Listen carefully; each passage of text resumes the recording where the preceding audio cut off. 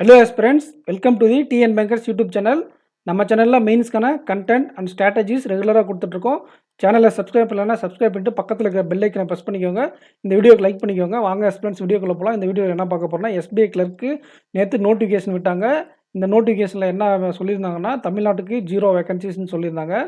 ஏன் எந்த வேகன்சிஸும் வரல அப்படின்னு கேட்டிங்கன்னா, இது வந்து ஒரு பர்டிகுலர் ரீஜியனை டார்கெட் பண்ண நோட்டிஃபிகேஷன். இன்னும் அஃபிஷியல் நோட்டிஃபிகேஷன் நமக்கு வரலை. அண்ட் எஸ்பிஐ பிஓ பற்றி ஒரு அப்டேட் இருக்குது, அதையும் இந்த வீடியோவில் நான் சொல்கிறேன். அண்ட் அது மட்டும் இல்லாமல் இந்த நோட்டிஃபிகேஷன் நமக்கு வராத இருக்கிறதுக்கு அட்வான்டேஜும் இருக்குது, டிஸ்அட்வான்டேஜ் கம்மியாக தான் இருக்குது, அட்வான்டேஜ் தான் அதிகமாக இருக்குது. அது என்னன்னு நம்ம இந்த வீடியோவில் தெளிவாக எக்ஸ்பிளைன் பண்ணுறேன். வாங்க ஃப்ரெண்ட்ஸ், வீடியோக்குள்ளே போகலாம். இதை பாருங்கள், எஸ்பிஐ பிஓவை பொறுத்த வரைக்கும் என்ன அப்டேட்னா, நமக்கு ஜனவரி 1 இது மெயினாக யாருக்கு யூஸ் ஆகுன்னா, 32 வயசு எனக்கு கிராஸ் ஆகுது சார், 33 ரீச் ஆச்சுன்னா நான் எக்ஸாம் எழுத முடியாது அப்படின்னு நிறைய பேர் பயப்படுறீங்க.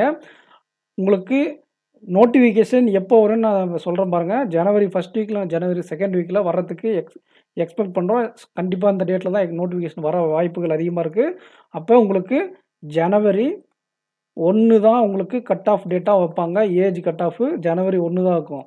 ஸோ நீங்கள் பயப்பட தேவையில்லை. ஜனவரி 1க்கு அதுக்கப்புறமா பிறந்தீங்களன்னா உங்களுக்கு எலிஜிபிள் இருக்கும். ஜனவரி 1க்கு முன்னாடி நீங்கள் பறக்காமல் அதாவது ஜனவரி 1 அதுக்கு முன்னாடி பிறந்தவங்களுக்கு எலிஜிபிள். ஜனவரி 1க்கு அப்புறம் பிறந்தவங்களுக்கு மட்டும் தான் எலிஜிபிள் இருக்காது. ஸோ நீங்கள் பயப்பட தேவையில்லை.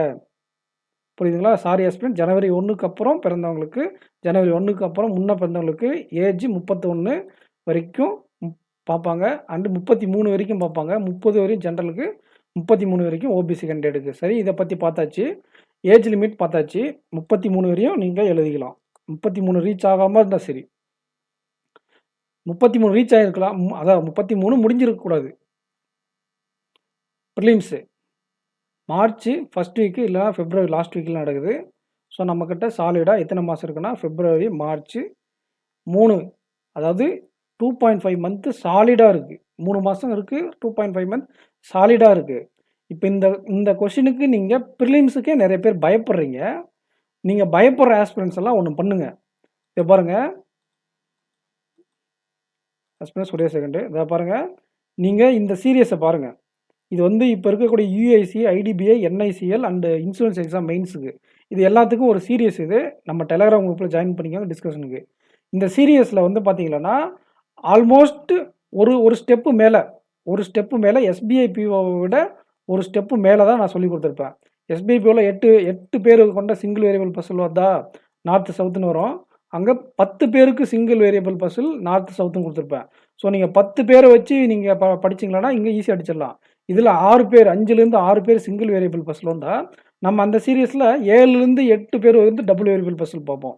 இங்கே 5லேருந்து 6லேருந்து டபுள் வேரியபிள் பஸ்ஸில் வந்தால் அங்கே 7லேருந்து 8 வரையும் பார்ப்போம். அப்போ நமக்கு என்ன ஆகுன்னா, ஒரு லெவல் மேலேயே படிக்கிறதுனால நம்ம இந்த எக்ஸாம்லாம் தூக்கி சாப்பிட்டு போயிட்டே இருக்கலாம். அண்டு இந்த மாதிரி UIC, Karnataka bank PO, IDBI இந்த எக்ஸாம்லாம் நான் எழுதுங்கன்னு சொல்கிறதுக்கு காரணம் அதுதான். நீங்கள் இந்த மாதிரி லெவலில் ப்ராக்டிஸ் பண்ணுவீங்க. ப்ராக்டிஸ் பண்ணும்போது எஸ்பிஐபிஓ நோட்டிஃபிகேஷன் வந்து அந்த எக்ஸாமை தட்டி தூக்கிட்டு போயிட்டே இருக்கலாம். அண்டு இது நமக்கு ஒரு வேலையாகவே இருக்காது ப்ரிலிம்ஸ் கிளியர் பண்ணுறது. மெயின்ஸுக்கு நான் கம்ப்ளீட்டாக ஒரு சீரீஸ் கொடுப்பேன். ஆல்ரெடி ஐபிபிஎஸ் பிஓக்கு சாம்பிள் வீடியோ கொடுத்து இந்த லெவலில் இருக்கிற கொஸ்டின் எடுத்து ப்ராக்டிஸ் பண்ணுங்கள் அப்படின்ற மாதிரி கொடுத்து, அந்த கம்மியாக டைம் பண்ணுறதுனால சாம்பிள் வீடியோஸ் கொடுத்தேன். அண்டு இந்த லெவலில் தான் கொஸ்டின் இருக்கும், இந்த பேட்டர்ன் தான் எக்ஸாம் இருக்கும், இந்த மாதிரி தான் கரண்ட் அஃபேர்ஸ் படிக்கணுன்ற மாதிரி சொல்லியிருந்தேன். அந்த மாதிரி ஸ்ட்ராட்டஜியோட கண்டென்ட்டோ டைம் இருக்கிறதுனால நம்ம கொஞ்சம் கொஞ்சமாக கொடுத்துட்டு வரலாம். அண்டு நீங்கள் இந்த யூஐசி, அதாவது மாட்ரேட் லெவல் ரீசனிங் சீரீஸை ஃபாலோ பண்ணிக்கோங்க. அதே மாதிரி மாட்ரேட் லெவலில் டிஐ கேஸ்லெட் நான் கொடுப்பேன். கேஸ்லெட்டு ஐபிபிஎஸ் பிஓவில் செகண்ட் ஷிஃப்ட்டில் எவ்வளோ ஹெல்ப் பண்ணுச்சுன்னு அட்டன் பண்ண கேண்டிடேட்ஸ்க்கு அதோடைய ஒர்த் என்னன்னு புரிஞ்சிருக்கும். ஸோ இந்த மாட்ரேட் லெவலில் இருக்கக்கூடிய கேஸ்லெட்டில் நீங்கள் மாஸ்டர் பண்ணால் எல்லா விதமான எக்ஸாம்லையும் அது உங்களுக்கு கை கொடுக்கும். ஸோ நீங்கள் டிஐ கேஸ்லெட் பஸ்ஸில் முக்கியமாக கான்சன்ட்ரேட் பண்ணுங்கள். இந்த எக்ஸாமை டார்கெட் பண்ணக்கூடியங்க. சரி, எஸ்பிஐ கிளர்க்குக்கும் அதே டாபிக் தான் நம்ம கான்சன்ட்ரேட் பண்ண வேண்டியிருக்கும். பட் ஆனால் இங்கே கொஞ்சம் ஸ்ட்ராட்டஜியை நம்ம சேஞ்சஸ் பண்ண வேண்டியிருக்கும். ஒரே செகண்ட் எக்ஸ்பீரியன்ஸ் வந்துடும். இதை வந்துடுச்சு. இதை பாருங்கள், என்னென்னா எஸ்பிஐ கிளர்க்கை பொறுத்தவரைக்கும் கொஞ்சம் ஸ்பீடும் கொஞ்சம் தேவை. அந்தளவுக்கு இல்லைனா கூட எஸ்பிஐ பிஓ, ஐபிபிஎஸ் பிஓ மீன்ஸ்லாம் ஸ்பீடு கொஞ்சம் கம்மியாக இருந்தால் கூட போதும். ஆனால் எஸ்பிஐ கிளர்க்கை பொறுத்த வரைக்கும் கான்செப்டும் நல்லா தெரியணும், ஸ்பீடு ஓரளவுக்கு இருக்கணும். ஒரு 5 நிமிஷம் போடுற சம்மை நீங்கள் 5 நிமிஷத்தில் போகிறதுக்கு பதில் 8 நிமிஷம் போட்டிங்கன்னா வேஸ்ட்டாக போய்டும். எல்லாராலையுமே அந்த பசில் சால்வ் பண்ண முடியும்.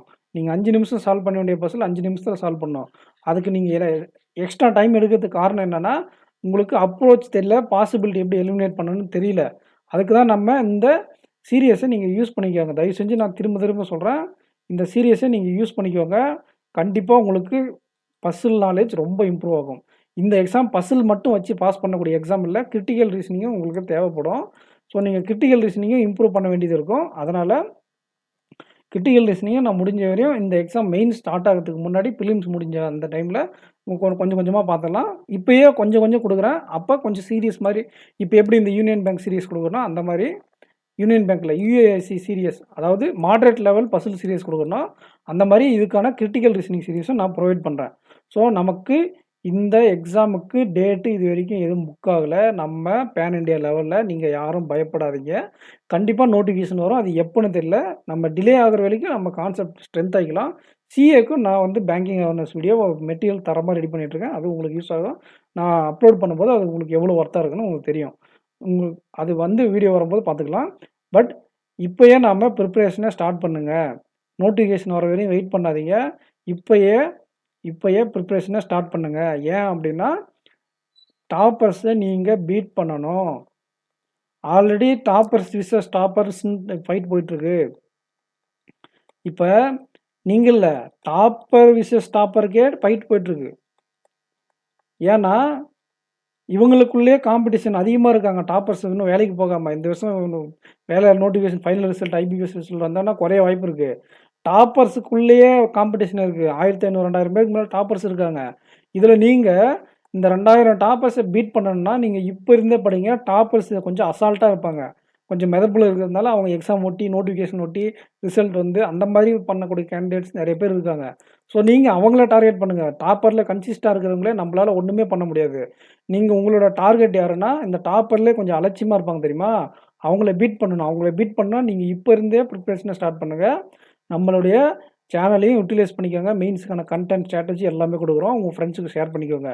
டைம் அவைலபிலிட்டி ரொம்ப இருக்குது. இப்போ இருந்தே நீங்கள் இந்த டைம் அவைலபிலிட்டி எதுக்கு கொடுத்துருக்கேன் டைம் அவைலபிலிட்டின்னா, இது வந்து நீங்கள் ப்ரிப்பேர் பண்ணுறதுக்கு. நான் எல்லாமே தான் சார் ப்ரிப்பேர் பண்ணுறாங்கன்னா, நீங்கள் மார்க் டெஸ்ட் போடுறதோ ப்ரிப்ரேஷன் கிடையாது.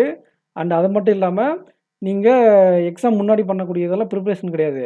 உங்களுடைய வீக் ஜோன் இருக்கு இல்லையா, உங்களுடைய வீக் ஜோனை ஐடென்டிஃபை பண்ணி இதான் பாருங்கள், this is the time for work on week area. So உங்களுடைய வீக் ஏரியாவே நீங்கள் அட்ரஸ் பண்ணி அதில் ஒர்க் அவுட் பண்ணுறதுக்கு இப்போ தான் டைமு.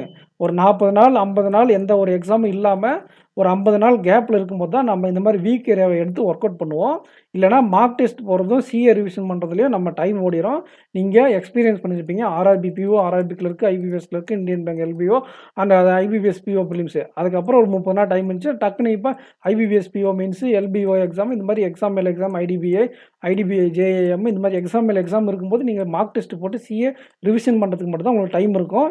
எந்த ஒரு விதமான இம்ப்ரூவ்மெண்ட்டும் உங்கள் வீக் ஏரியாவில் இம்ப்ரூவ் பண்ண முடியாது. அதனால தான் நான் சொல்கிறேன், இந்த டைமை நீங்கள் யூட்டிலைஸ் பண்ணிக்கோங்க. நம்ம சேனலை சப்ஸ்கிரைப் பண்ணிக்கோங்க. இந்த வீடியோ உங்களுக்கு யூஸ்ஃபுல்லாக இருந்தால் லைக் பண்ணிக்கோங்க. எஸ்பிஐ கிளர்க் நோட்டிஃபிகேஷனை பற்றி எந்த ஒரு டேட்டா வந்தாலும் கண்டிப்பாக நான் உங்களுக்கு சொல்லிடுவேன்.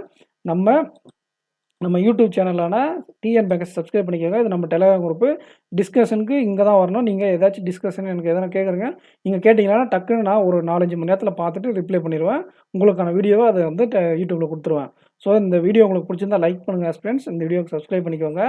And thank you friends. நெக்ஸ்ட் வீடியோவில் மீட் பண்ணலாம். தேங்க்யூ.